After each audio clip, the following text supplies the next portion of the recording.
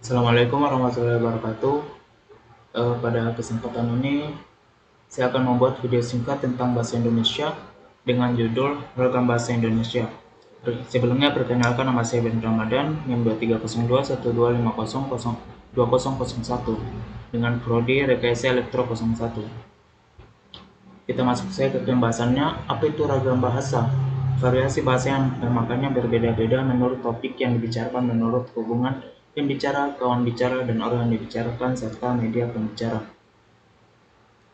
Selanjutnya, jenis-jenis ragam bahasa. Berdasarkan media pembicaraan, ragam bahasa dibedakan atas satu ragam lisan, dua ragam tulisan. Ragam bahasa lisan, kesatu itu ragam lisan dikehendaki adanya orang kedua. Yang kedua itu di dalam ragam lisan, unsur-unsur fungsi gramatikal seperti subjek, predikat, dan objek tidak selalu dinyatakan. Ragam lisan sangat terikat pada kondisi, situasi, ruang, dan waktu. Ketiga, ragam lisan dipengaruhi oleh tinggi, rendahnya, dan panjang pendeknya suara, sedangkan ragam tulis dilengkapi dengan tanda baca, huruf besar, dan huruf miring. Selanjutnya, ragam bahasa tulis. Kesatu itu, ragam tulis tidak mengharuskan adanya teman bicara berada di depan. Kedua, fungsi-fungsi gramatikal harus nyata. Ketiga, ragam tulis tidak terikat oleh situasi, kondisi, ruang, dan waktu. Keempat itu, ragam tulis dilengkapi dengan tanda baca, huruf besar, dan huruf miring. Selanjutnya, ragam baku. Ragam baku adalah ragam yang dilembagakan dan diakui oleh sebagian besar warga masyarakat pemakaian sebagai bahasa resmi dan sebagai kerangka rujukan norma bahasa dalam penggunaannya.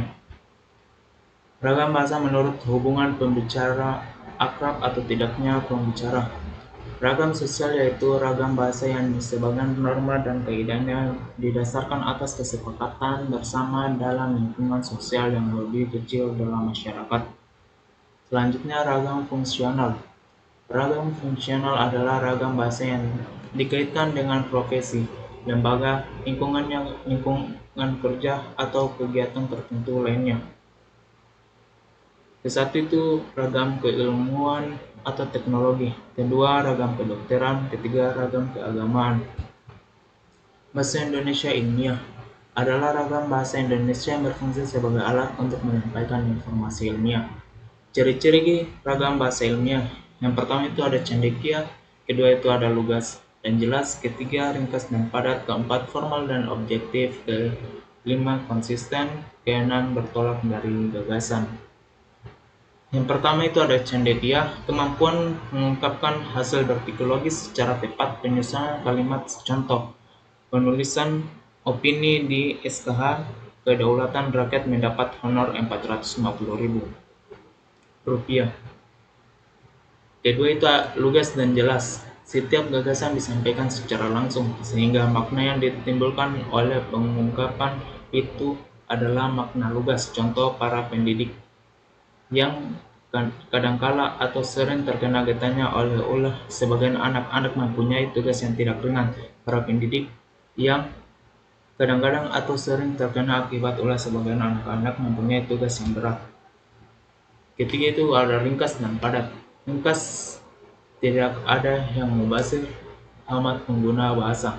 Kedua itu padat, gagasan yang memadai tanpa pemborosan. Contoh, nilai etis tersebut menjadi pedoman bagi setiap warga negara Indonesia. Dua, nilai etis sebagaimana tersebut di atas menjadi pedoman dan dasar pegangan hidup dan kehidupan bagi setiap warga negara Indonesia. Keempat, formal dan objektif. Kosakata bernada formal, membaca bukan membaca, menulis bukan nulis, tertabrak bukan tertabrak, berkata bukan bilang.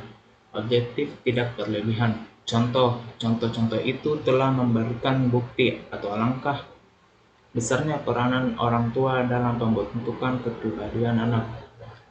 Kelima, konsisten, di mana unsur bacaan, ejaan, tanda baca digunakan secara konsisten. Contoh, apabila pada awal uraian kata surat kabar harian ditulis dengan singkatan SKH, maka pada uraian selanjutnya harus ditulis SKH. Keenam itu bertolak dari gagasan. Pada bahasa ilmiah dianjurkan penggunaan kalimat pasif sebagai upaya penonjolan gagasan atau hal-hal yang diungkapkan. Penggunaan kalimat aktif penulis sebagai pelaku perlu dihindari. Contoh dari uraian tadi, penulisan dapat menyimpulkan bahwa penumbuhkan dan pembina anak berbakat sangat penting. Dari uraian tadi dapat disimpulkan bahwa penumbuhan dan pembinaan anak berbakat sangat penting. Sekian dan terima kasih. Saya tutup dengan ucapan billahi taufiq wal hidayah. Assalamualaikum warahmatullahi wabarakatuh.